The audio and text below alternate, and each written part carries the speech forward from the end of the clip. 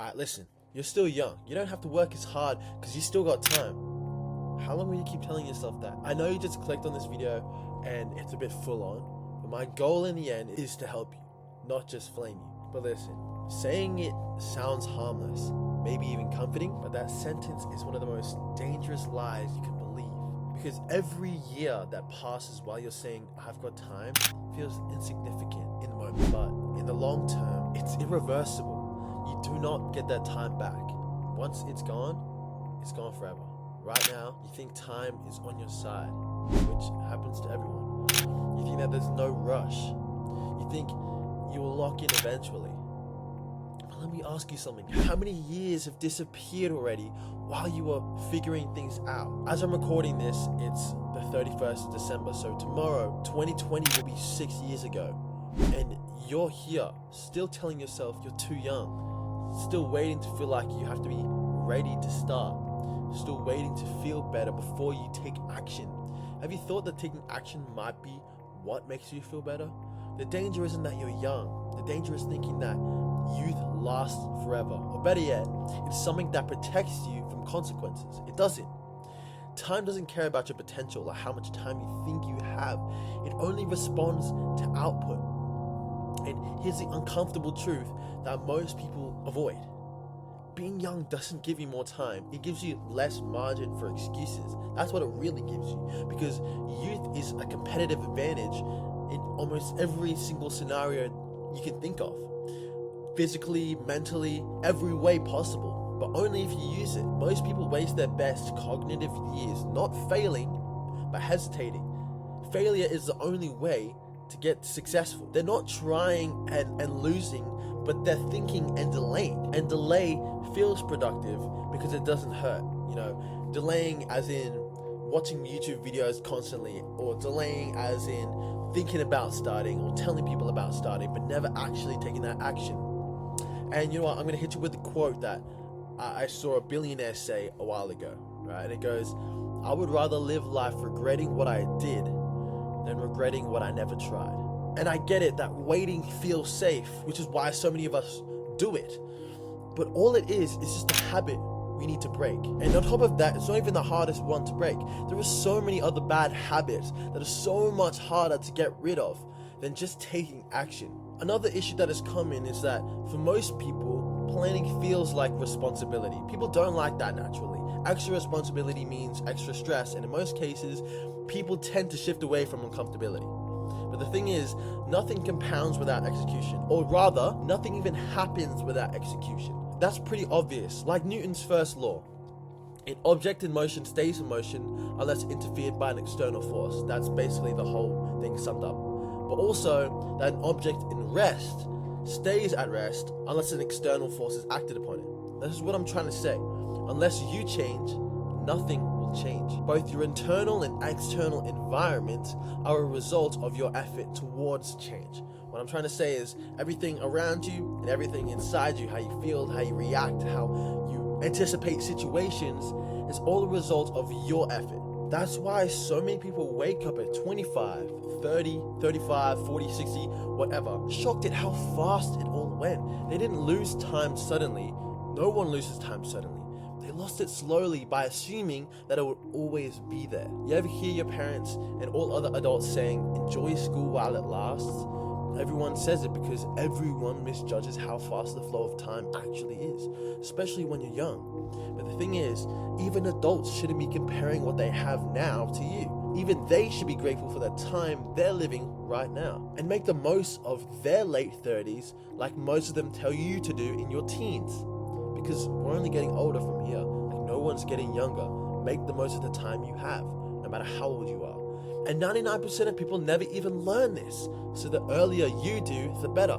And here's where the mindset needs to flip. You do not need more motivation. No little jerks of work in the middle of the night will make you better. None of that 3 a.m. bullshit, right? You don't need more ideas. And lastly, you do not need more time. You need urgency. I'm not telling you to panic. Urgency isn't stress, okay?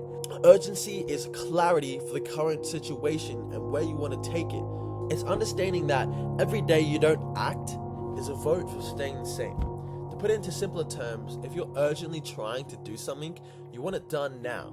You You do not want any delays. Imagine you're walking around and you get a phone call that someone you love is in hospital and you need to get there ASAP. So you hop in the car, start driving as fast as you can. What would your reaction be to red lights or any traffic slowing you down? Frustrated, angry, and scared of not getting to your destination as quickly as possible? Now this may be an extreme example, but this needs to open your eyes about how extremely modal the word urgency is. If you don't know what the word modal means, it just means how serious or how important that word is, right? Urgency is not something you say for something you don't care about, okay? But what I'm trying to say is that red lights and traffic is the equivalent of procrastination in this example. When you catch yourself procrastinating or falling back into old habits, you need to hold yourself accountable and continue to move with urgency. I'm not saying that if you do procrastinate or fall into old habits that you're a failure or a terrible person at all. I'm not saying that. That just makes you human, and everyone does it. Even millionaires that I know of do it. Believe it or not, nobody is perfect, but the key definition of how you will find success is how quickly you stop yourself when you realize what it is you're truly doing. As soon as you realize that, oh my God, I'm scrolling, or oh my God, I'm getting distracted, hold yourself accountable. Tell yourself to stop.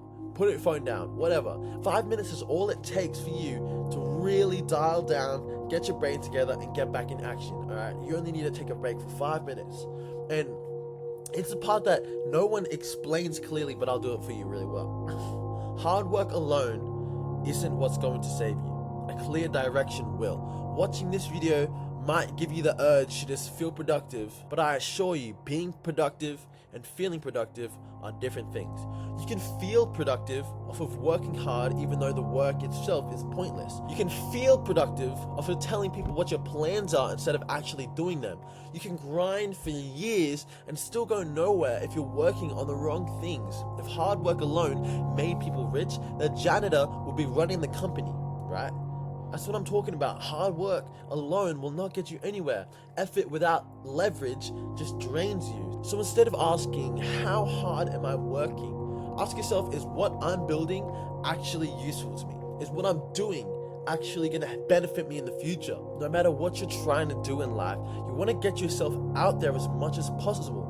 And speed is your advantage, especially when you're young and you're unknown and you have no reputation. You need to put yourself in situations where you can become known and use your youth to your advantage. Because like I said, you don't have a reputation, so you don't need to protect it. You don't have comfort to lose, which brings us back to the core problem. Thinking you're still young makes you patient when you should be precise. It makes you calm when you should be moving. It convinces you that tomorrow is guaranteed, which it isn't. Pressure isn't bad. Urgency isn't toxic. Avoidance is. Putting off work that you know you should be doing is like stabbing a needle through your chest. How does that benefit you in any way? You're the one who said that you wanted to retire your parents. You wanted to get your parents their dream car. You want to get your dream car. You want to provide for your family. But you're procrastinating? Do you really want to do it or not? Because we live in a world right now where getting rich is extremely easy compared to how it used to be and compared to how it will be very, very, very soon. You need to have urgency. This opportunity will not be here forever. All of these opportunities will not be here forever. AI will take over most things, and the people who will take advantage of this will be the successful ones.